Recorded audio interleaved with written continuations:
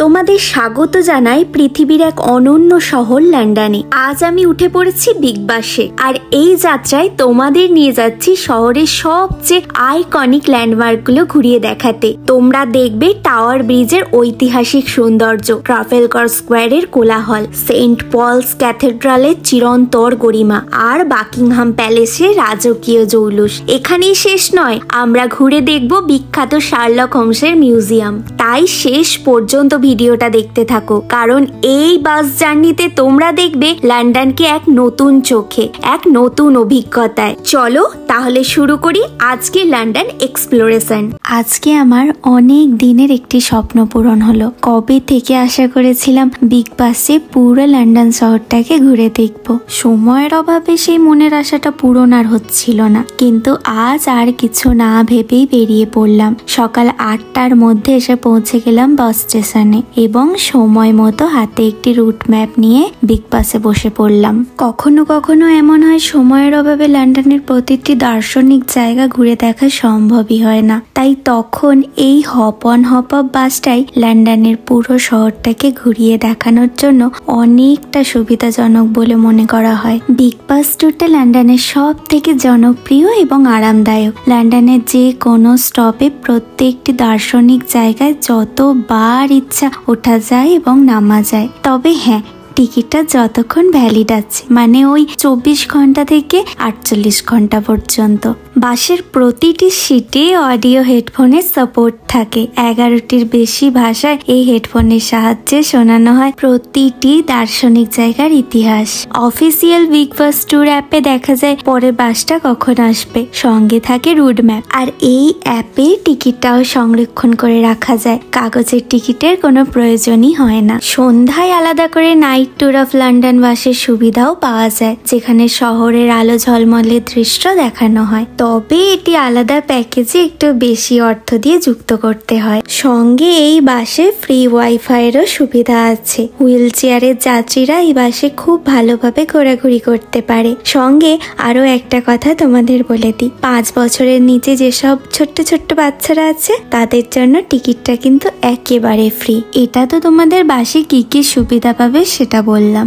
এখন তোমাদের সঙ্গে এই বাসের টিকিটটা কত, তার সঙ্গে বাসের রুট, স্টপ এবং বাসের সময় নিয়ে একটু আলোচনা করে নিই। একটি প্রাপ্তবয়স্ক ব্যক্তির জন্য একদিনের টিকিটের মূল্য 29 পাউন্ড, কিন্তু সময়টা যদি 24 ঘন্টার বেশি মানে 48 ঘন্টা হয়, তাহলে টিকিটের মূল্য নির্ধারিত হবে 55.99 পাউন্ড। তবে অনলাইনে আগে থেকে দেখে যদি টিকিটটা একটু কেটে নেওয়া যায়, তাহলে দামটা কখনো ওঠানামা করে, সেক্ষেত্রে একটু ডিসকাউন্ট পাওয়া যেতে পারে। এমন অনেকগুলি ঐতিহাসিক স্থান পিছনে ফেলে এখন আমরা এলাম Sherlock Holmes museum. Sherlock Holmes ছিলেন একজন কাল্পনিক গোয়েন্দা চরিত্র, যিনি সাহিত্য ইতিহাসে সবচেয়ে বিখ্যাত এবং প্রভাবশালী গোয়েন্দাদের একজন। ইনি ছিলেন একজন অসাধারণ পর্যবেক্ষক, যুক্তিবাদী এবং বৈজ্ঞানিক মনোভাব সম্পন্ন গোয়েন্দা, যিনি শুধু পুলিশ নয় বরং পুরো বিশ্বকে যুক্তি এবং বিশ্লেষণ শক্তি দিয়ে অবাক করেছিলেন। এনার সৃষ্টিকর্তা ছিলেন স্যার আর্থার কোনান ডয়েল। এই জায়গাটি এতটা জনপ্রিয় হওয়ার কারণ এনার রচিত প্রতিটি উপন্যাস এবং গল্পগুলিতে শার্লক হোমস এখানেই বাস করতেন বলে উল্লেখ আছে। মিউজিয়ামটি এইভাবে সাজানো হয়েছে যে এটা যেন সত্যি শার্লক হোমসেরই বাসস্থান। মিউজিয়ামের প্রথম তলায় আছে শার্লক হোমসের স্টাডি রুম, সঙ্গে তদন্ত কক্ষ।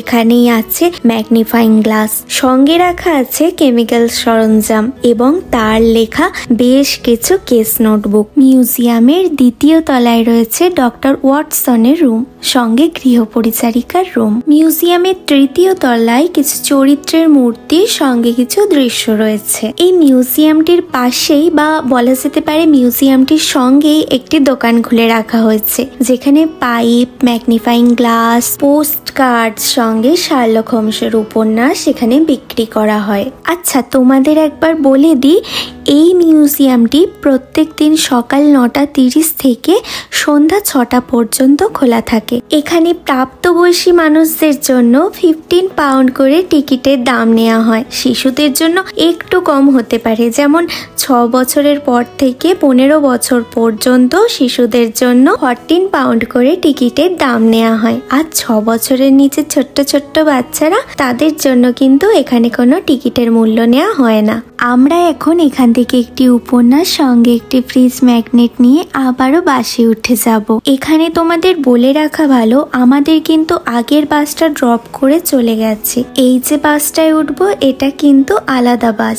যেমন ধরো আমরা একটি বাসে করে এলাম, কোনো একটি দার্শনিক জায়গায় নামলাম এবং বাসটি আমাদের ড্রপ করে চলে যাওয়ার পর পেছনে কিন্তু টাইম মতো আবারও বাস আসতেই থাকবে। তোমরা চাইলে সেই দর্শনীয় জায়গাটিতে 30 মিনিট, 1 ঘন্টা, 2 ঘন্টা যত ইচ্ছা টাইম থাকতেই পারো। সেইখান থেকে বেরিয়ে আসার পর আবারও তোমরা বাস পেয়ে যাবে, কোনো চিন্তাই নেই। এর জন্য আলাদা করে কোনো টিকিটও কাটতে হবে না। ওই একই টিকিটে তোমরা বারবার বাস চেঞ্জ করতে পারবে। পুরো দিনে যত চাও বাস চেঞ্জ করো। শুধু খেয়াল রেখো টিকিটটা 24 ঘন্টা থেকে 48 ঘন্টায় ভ্যালিড থাকে। তো তোমরা যদি 24 ঘন্টার টিকিট কেটে থাকো তাহলে সারাদিনে তোমরা 24 ঘন্টায় বাসে চাপতে পারবে। আর যদি টিকিটটা 48 ঘন্টার জন্য কেটে থাকো তাহলে তোমরা 48 ঘন্টার জন্য বাস চাপতে পারবে। বিগ বাসের ক্ষেত্রে লন্ডনে 3টি রুট রয়েছে, যেমন রেড রুট, ব্লু রুট আর গ্রিন রুট। এই 3টি রুট, প্রতিটি রুটে রাউন্ড ট্রিপে 1.5 ঘন্টা থেকে 2 ঘন্টা সময় লাগে। যদি তোমরা বাস থেকে না নেমে যাও তাহলেই, মানে যদি তোমরা বাসে বসে শহরের বিখ্যাত পর্যটন স্থলগুলি দেখতে চাও তাহলে 2 ঘন্টায় তোমাদের রোড ট্রিপ সম্পূর্ণ হবে। এই যেমন দেখো না, এটা হলো ট্রাফালগার স্কোয়ার। এইখানে ডিটিএল যেতে আমব্রেসপুরি প্রথম পায়রাদের ভিট করাচ্ছিল, মনে আছে তো? এই জায়গাটিতে আমরা বহুবার এসেছি, তাই এখন আর নামলাম না, একদম বাস থেকে দেখে নিলাম। এইরকম ভাবে বাসে বসেই যদি লন্ডনের প্রত্যেকটি পর্যটন স্থলগুলি দেখা হয় তাহলে কিন্তু 2 ঘন্টায় আমাদের একটা রাউন্ড ট্রিপ শেষ। কিন্তু না বন্ধুরা, আমাদের অনেকগুলো জায়গা এখনো কভার করা হয়নি, তাই আমরা সেই সব জায়গাগুলোতে নামবো এবং দেখবো। সেক্ষেত্রে কিন্তু আমাদের পুরো দিনটাই সময় লেগে যাচ্ছে, কারণ সেই জায়গাটিতে নামবো, ঘুরবো, ভালো করে দেখবো, সময় তো নেবেই, তাই না? আর এইভাবে ঘুরতে গেলে কিন্তু একদিনের সময়টা অনেকটা কম পড়ে যায়। এখন আমরা এলাম সেন্ট পলস ক্যাথিড্রাল চার্চে। এই চার্চটিতে আসারও একটা স্বপ্ন ছিল আমার, আজকে আমার সেই স্বপ্নটাও পূরণ হলো। প্রথমে চার্চটি বাইরে থেকে ভালো করে ঘুরে দেখলাম এবং তোমাদের জন্য ভালো করে ভিডিওটাও করে আনলাম। এই সময় চার্চে বেল বাজছিল। এই বেলের শব্দে মনে হচ্ছিল ভগবান যেন আমাদের স্বাগত জানাচ্ছে। লন্ডনের হৃদয়ে লুডগেট হিলের ওপর দাঁড়িয়ে আছে এই মহিমান্বিত স্থাপনা। এটি যে শুধু একটি চার্চ তা নয়, বরং এটি লন্ডনের ইতিহাস, সাহিত্য আর মানুষের বিশ্বাসের প্রতীক। 1666 সালে ভয়াবহ গ্রেট ফায়ার অফ লন্ডনে পুরো সেন্ট পলস চার্চটি ধ্বংস হয়ে যায় সম্পূর্ণভাবে। তারপর শুরু হয় এই চার্চটি আবারও নতুন করে গড়ে তোলার স্বপ্ন। এই বিশাল দায়িত্বটা পালন করেছিলেন আর্কিটেক্ট স্যার ক্রিস্টোফার রেন, যিনি শুধু একজন আর্কিটেক্ট ছিলেন তা নয়, বরং সঙ্গে তিনি একজন বিজ্ঞানী ও বিশেষজ্ঞও ছিলেন। তিনি চেয়েছিলেন এমন এক গির্জা বানাতে যা হবে রোমের সেন্ট পলস ব্যাসিলিকার মতো ঐশ্বর্যশালী, কিন্তু তাতে থাকবে ইংরেজ প্রোটেস্টার ঐতিহ্যের সরলতা। তিনি তৈরি করেন ক্রস আকৃতির একটা নকশা, যার কেন্দ্রে থাকবে বিশাল আকার এক গম্বুজ, বলা যেতে পারে ক্যাথেড্রালের প্রাণ। 1675 সালে ভিত্তিপ্রস্তর স্থাপন করা হয়। পুরো কাঠামো গড়া হয় সাদা পোর্টল্যান্ড স্টোন দিয়ে। চার্চের গম্বুজটি 3টে স্তরে তৈরি হয়। ভিতরের গম্বুজ দেখা যায় চার্চের ভিতর থেকে, মাঝের স্তর পুরো ভারটা বহন করে, আর বাইরের গম্বুজ আকাশে এক রাজকীয় প্রতীক হয়ে ওঠে। এই গম্বুজের উচ্চতা প্রায় 111 মিটার আর ওজন প্রায় 65,000 টন। স্যার ক্রিস্টোফার রেন গম্বুজে এমন শব্দ প্রতিফলন তৈরি করেন যেখানে এক প্রান্তে আস্তে কথা বললেও সেই কথা অন্য প্রান্ত পর্যন্ত পর্যন্ত পরিষ্কার শোনা যাবে। 36 বছর অক্লান্ত পরিশ্রমের পর 1711 সালে এই চার্চ নির্মাণের কাজ সমাপ্ত হয়। আজ সেন্ট পল ক্যাথেড্রাল শুধু লন্ডনের গর্ব নয়, বরং মানব সৃষ্টি স্থাপত্য বুদ্ধি ও বিশ্বাসের চিরস্থায়ী নিদর্শন। আচ্ছা, এখন চার্চটি কখন কখন খোলা থাকে বা টিকিটটা কত, সেই নিয়ে একটু বিস্তারিত আলোচনা করে নেওয়া যাক। দর্শনার্থীদের জন্য প্রতি সপ্তাহে সোম থেকে শনি সেন্ট পলস চার্চটি খোলা থাকে। সাধারণ সময় সকাল 8:30 থেকে বিকেল 4:30 পর্যন্ত। তবে শুধুমাত্র বুধবার এই চার্চটি সকাল 10টার সময় খোলা হয়। যারা একেবারে শেষেই চার্চটিতে আসতে চাও তাদের জন্য বলি, একেবারে শেষের প্রবেশ সাধারণত বিকেল 4টের দিকে হয়। দর্শন শেষে চার্চটি 4:30 মধ্যে বন্ধ হয়ে যায়। তবে আমি বলবো বন্ধুরা, তোমরা 4টের সময় চার্চটায় গেলে 30 মিনিটে এই চার্চটা দেখা সম্ভবই নয়। তাই যদি যাও অবশ্যই 1 ঘন্টা হাতে রেখে তারপরেই যেও। রবিবার দর্শনার্থীদের জন্য এই সেন্ট পলস চার্চটি একেবারেই বন্ধ থাকে। তবে ধর্মীয় প্রার্থনা বা সেবার জন্য ভিতরে যাওয়া যেতেই পারে। এখন টিকিট প্রাইসটা তোমাদের একটু বলে দিই। প্রাপ্তবয়স্কদের জন্য 26 পাউন্ড এবং ছোটদের জন্য 10 পাউন্ড করে নেওয়া হয় যারা এই চার্চটির ভিতরে প্রবেশ করতে চায়। তবে টিকিট ছাড়া শুধুমাত্র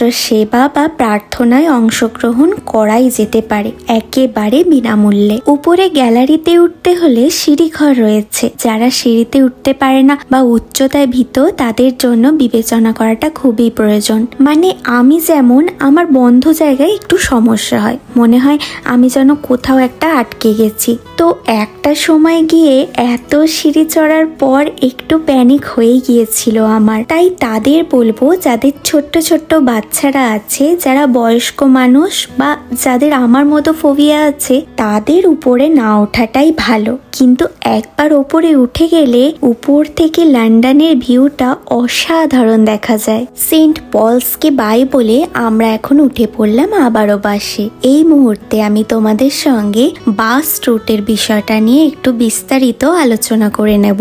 আমাদের এই লাল রুট বাসটি যেমন ঘুরিয়ে দেখাবে Buckingham Palace, Big Ben, Westminster Abbey, Tower of London, London Eye, সঙ্গে ঘুরিয়ে দেখাবে Saint Paul's Church, Trafalgar Square, আরো অনেক ছোট ছোট দর্শনীয় জায়গা। ব্লু রুট বাসটা পশ্চিম লন্ডনের দিকে ভ্রমণ করবে, যেমন Hyde Park, Harrods, Kensington Palace, Notting Hill. সবুজ রুট বাসটা উত্তর লন্ডনের দিকে ঘুরিয়ে দেখাবে, যেমন ব্রিটিশ মিউজিয়াম, কিং ক্রস এবং সেন্ট প্যানক্রস স্টেশন। তবে আমার থেকে যদি তোমরা জানতে চাও, তাহলে আমি সবসময় তোমাদের বলবো লাল রুট বাসটা নেয়ার জন্য।